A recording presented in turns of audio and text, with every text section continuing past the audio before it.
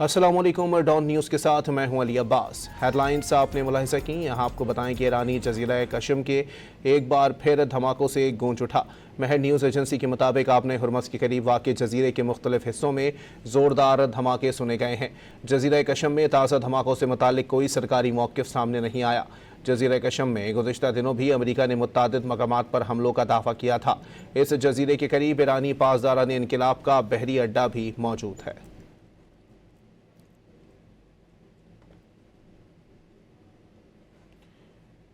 ईरानी जजीरा कशम एक बार फिर धमाकों से गूंज उठा। महर न्यूज़ एजेंसी के मुताबिक आबना हुरमस के करीब वाक़ जजीरे के मुख्तलिफ हिस्सों में ज़ोरदार धमाके सुने गए हैं। जजीरा कशम में ताज़ा हमलों से मुतालिक कोई सरकारी मौक़िफ़ सामने नहीं आया। जजीरा कशम में गुज़िश्ता दिनों भी अमरीका ने मुत्तादिद मकामात पर हमलों का दावा किया था। इस जजीरे के करीब ईरानी पासदारान इनक़िलाब का बहरी अड्डा भी मौजूद है।